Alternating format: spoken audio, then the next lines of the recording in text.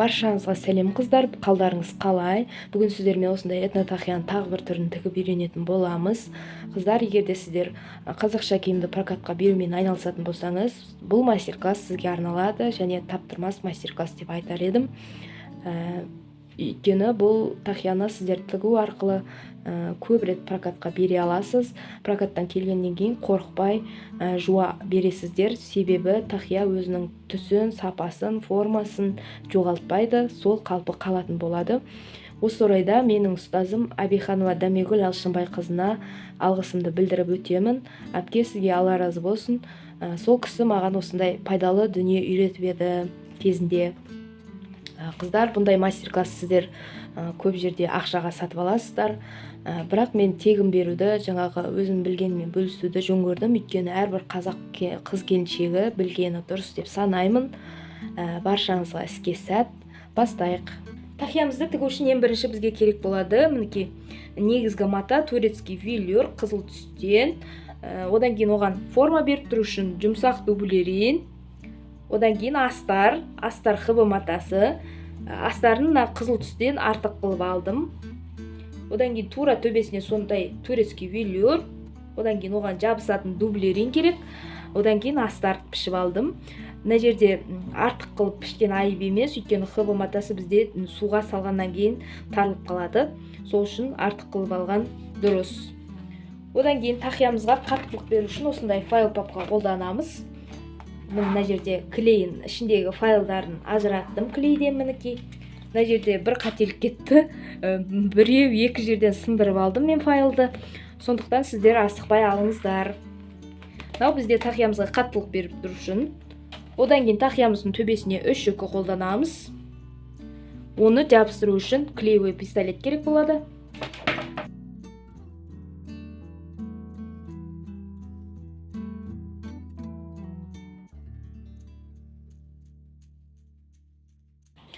Тақиямыздың лекаласын мінекей файлдан пішіп алдық. Файлымыздың екі бетінің бір беті осындай тақияның төбесін піштік. Одан екі жолақты піштік мына бір бетінен. Мінекей, мына файлды, қағаз лекаламызды файлдың үстіне қойғанда қатты басып отырып, қарындашпен сызған ыңғайлы, өйткені бізде ручка бірден файлға жұқпайды. Жұқса да 3-4 реттен жүргізу керек, өйткені мына файлда бізде сырғанақ, қағазда сырғанақ болғандықтан оны қайта-қайта бүйтіп сызып отқанда лекаламыз орнына қозғалып кетіп, бізде дұрыс размер шықпауы мүмкін. Сондықтан мына жерде бірден қарындашпен сызған ыңғайлырақ болады. Негізі біз матаға пішкенде 5 мм қосамыз ғой. Бұл жерде біз ешқандай тігіске 5 мм қоспаймыз. Бірден дайын лекалдың өзін қойып пішіп аламыз. Мына жерде екі жолақ, тақиямыздың жан бөлігі, биіктігі 7 см болады. Енді бұл файлдарды біз китайский оверлокқа торлап алатын боламыз, өйткені қазір бір-біріне қосатын боламыз. Китайский оверлокты қолданғанда абайлаймыз, қауіпсіздік ережелерін сақтаймыз, қатты жүргізбейміз, өйткені мына файлға ине қатты болғандықтан бірден кірмеуі мүмкін, сөйтіп ол ине сынуы мүмкін, сөйтіп көзіңізге ұшып кетуі мүмкін. Сондықтан сақтық ережелерін қолданамыз. Мінекей, оверлоктағанда мына жерге келтіру керек. Әйтпесе мына жерге симайды. Оверлокты жай жүргізу керек. Сосын мына жерден мына жерге, мына жерден мына жерге, мына жерден бастап мына жер, бүйтіп айналдыра отырып, асықпай, оверлокқа қырқыбамай оверлоктап шығамыз. Сосын мына шетін оверлоктап шығатын боламыз. Тақиямыздың лекаласын оверлоктап алдық, мінекей торлап алдық. Лапканың жеткен осы жер болды. Айналдыра оверлоктап шықтық. Мына оверлоктың тігістеріне мән бермеңіздер. Қалай болсын, әйтеуір оверлоктап шықсаңыздар болды. Сіздерге бастысы мына тігіспен мына тігісті қолмен көктеп шықсаңыз болды.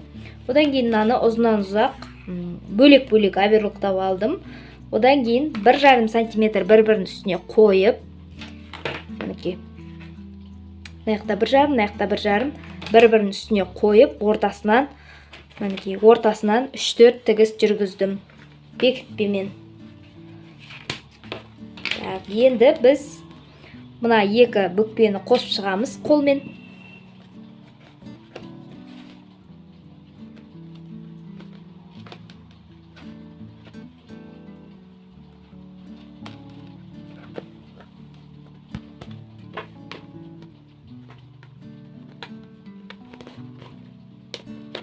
файлды сындырып алмаймыз, абайлаймыз. Мына жеріне дейін келудің қажеті жоқ, өйткені мына жерде бізде тесеміз, үкі кіретін жер болады.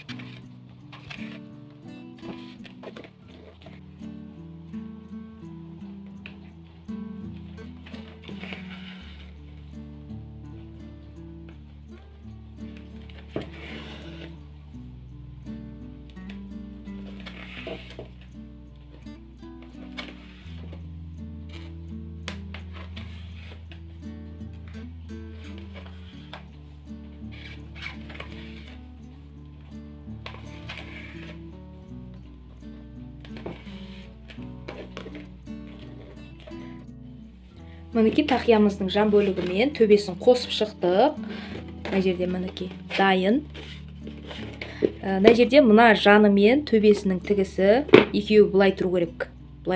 Сөйтіп ортасынан тігіс жүргізу керек, тігіс. Ал бір-бірінің үстінен бүйтіп мініп кетуге болмайды.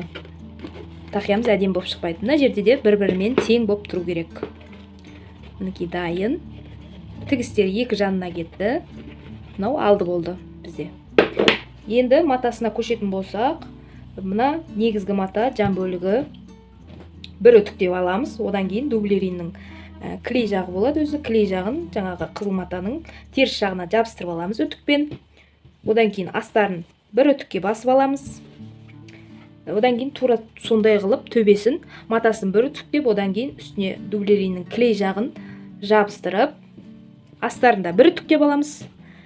Сөйтіп тігуге кірісеміз. Мінекей дублеринімізді негізгі бөлшекке жабыстырып алдық, созып алмай, бәрін аккуратно жабыстырып алдық. Мынау матаның түгін всегда анықтаймыз, шатаспаймыз. Матаның түгі жоғары қарап жату керек. Мынау бізде төбесі жоғары қарап жатқан жағы, мынау маңдай бөлігі. Мына жерде де вытычка жағына қарап жату керек түгі. Мінекей.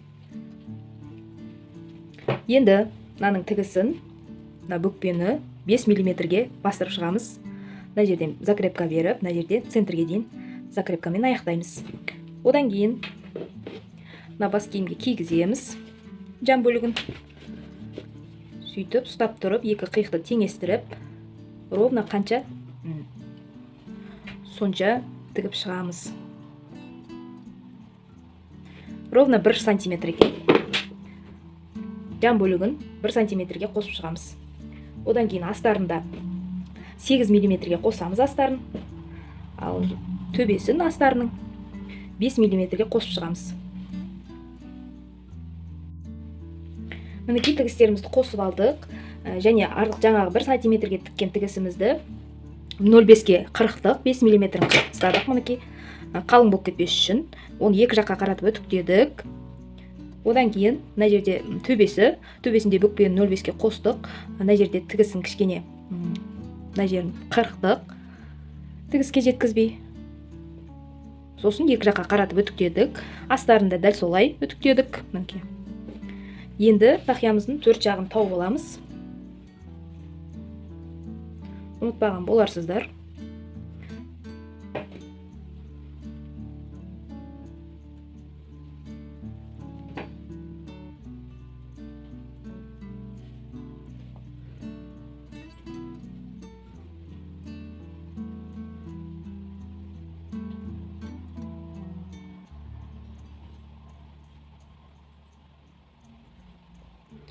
Мінекей төрт жағын таптық. Енді тақиямыздың ворсын анықтаймыз, түгін анықтаймыз. Мінекей бізде қолымызға кедергі болып тұрса, ол бізде жоғары қарап тұр деген сөз. Ал бізге керегі сол жоғары қарап тұрған түк керек. Мынау бізде маңдайы, мынау бізде төбе жағы, мынау маңдайы. Енді бұның да төрт жағын тауып аламыз.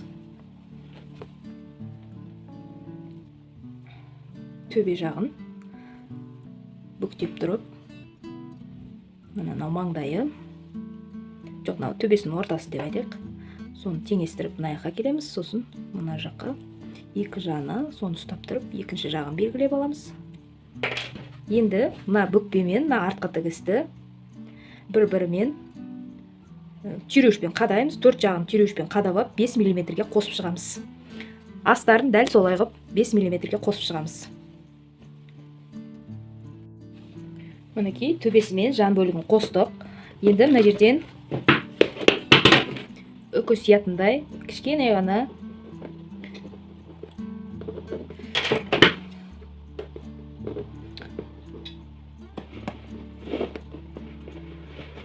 дөңгелек қырқып аламыз. Кішкене ғана үкінің шамасына қарай. Окей. Одан кейін мына жерді кейінірек примерно тесік ары қарай.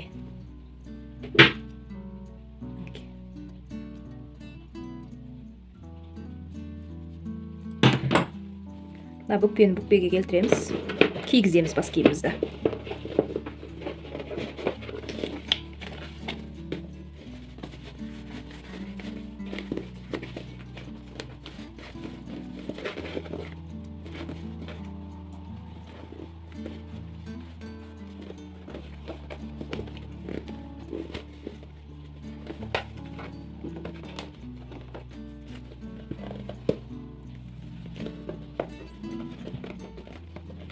Тігісін мына төбесіне қаратамыз.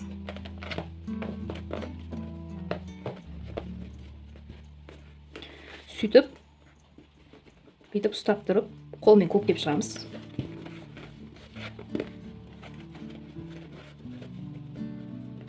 Мінекей қайырамыз.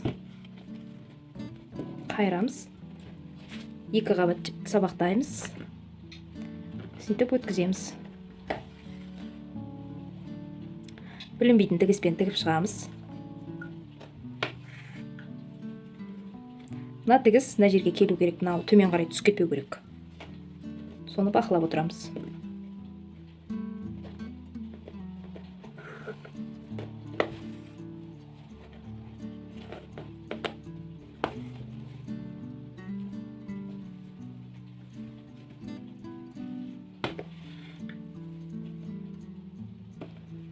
Араларын тігісін алшақтатпаймыз. 1 см, 9 мм сондай бола береді.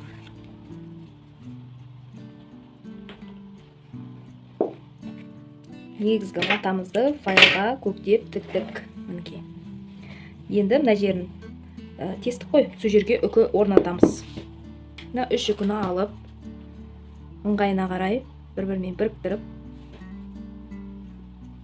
түзулеп,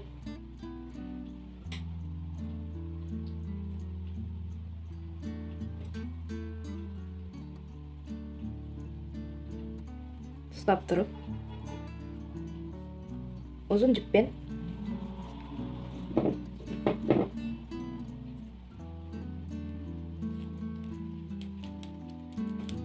байлаймыз, ораймыз, көп орам жасаймыз.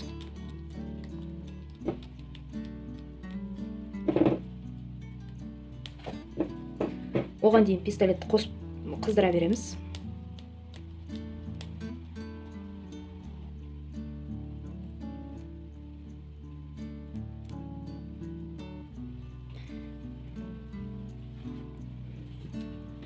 Енді мына жерден кіргіземіз.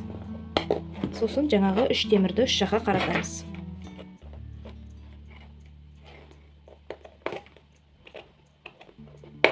Сөйтіп мына жерге клейді құямыз 3 темірдің үстіне.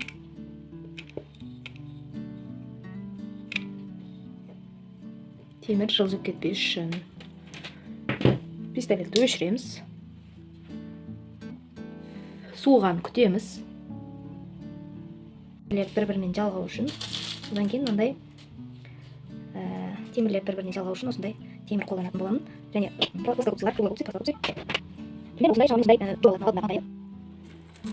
енді астарын қондырамыз. Астары бізде тігілген. Тура ортасынан ұстап, бүкпесіне апарамыз. Бүкпе деген мына жердегі сызықты айтып жатырмын. Сол тігісті апарамыз.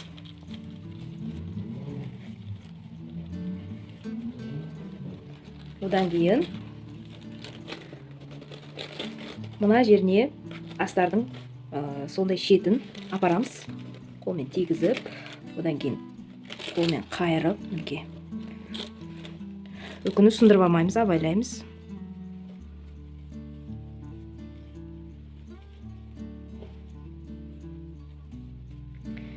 Бес миллиметр қызыл тігіс қызыл мата көрініп тұру керек, өйткені бізде қара мата көрінбеу керек астары.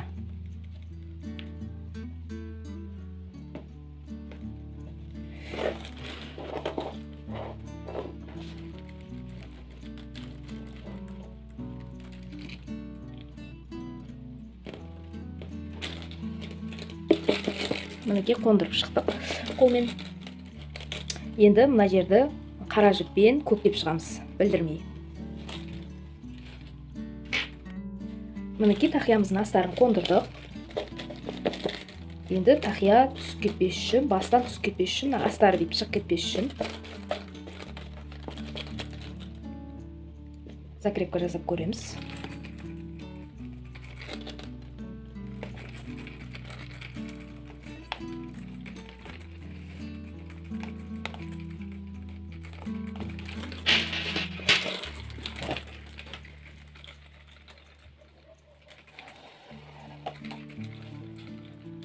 Білдіртпей жасаймыз закрепканы.